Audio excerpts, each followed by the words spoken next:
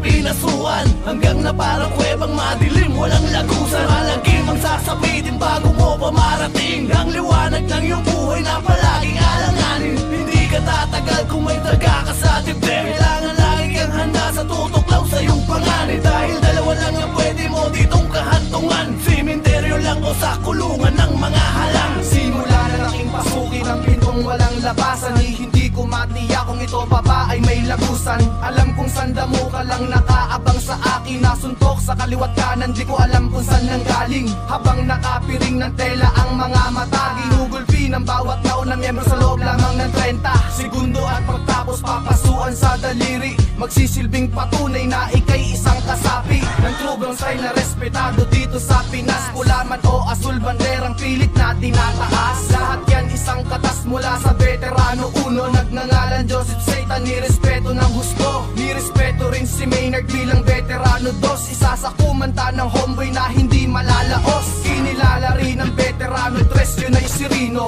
maging si Edward na pumestong veterano 4. Isa ka ba sa TBS na sa daliri pinasuan, hanggang na parang kuwebang madilim, walang lagusan. Malagim ang sasabitin bago mo pa marating ang liwanag ng iyong buhay na palaging alanganin. Hindi ka tatagal kung may taga ka sa dibdib. Kailangan lagi kang handa sa tutuklaw sa iyong panganib, dahil dalawa lang ang pwede mo ditong kahantungan: sementeryo lang o sa kulungan ng mga halang.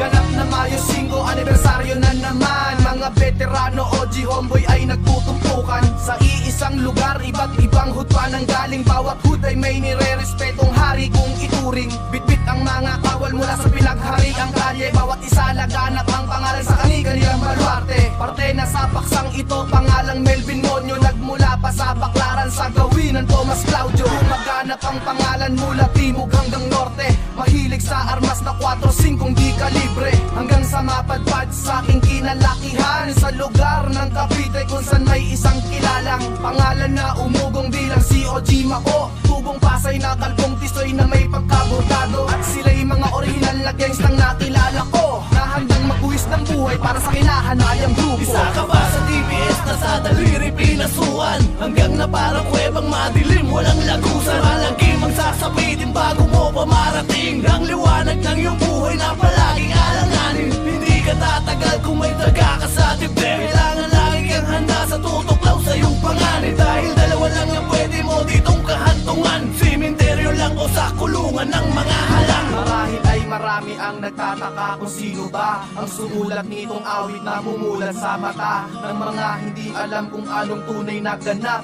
Pag hinamak ng pasukin ng istoryang alamat na sinali ko sa sulatan na binahagi sa akin ng isang kilalang veterano, Paranaque Clarme, o mas kilala sa pangalan Joey Cupido, na walang pinapanigan, ulat asul man ang dugo. Siyang nagsilbi kong gabay sa aking paglakad pasulong, sumaludo true mispeto sa respetadong sasalubong. Huwag mong ikahiya kahit ikaw ay homeboy lang, dito mo matututunan makisama ng lubusan. At di rin kalaunan ay nakaharap ko na OG matitikas na sa kwento ko lang nakilala. Sila si OGAA, Bandido at Parek, na ang respeto sa kanila'y lubos na matarik. Isa ka ba sa TBS na sa daliri pinasuan, hanggang na parang kuwebang madilim, walang lagusan. Malagim ang sasabitin bago mo pa marating ang liwanag ng iyong buhay na palaging alanganin. Hindi ka tatagal kung may taga ka sa dibdib. Kailangan lagi kang handa sa tutuklaw sa iyong panganib, dahil dalawa lang ang pwede mo ditong kahantungan: sementeryo lang o sa kulungan ng mga halang. Isa ka ba sa TBS na sa daliri pinasuan, hanggang na parang kuwebang madilim, walang lagusan. Malagim ang sasabitin bago mo pa marating ang liwanag ng iyong buhay na palaging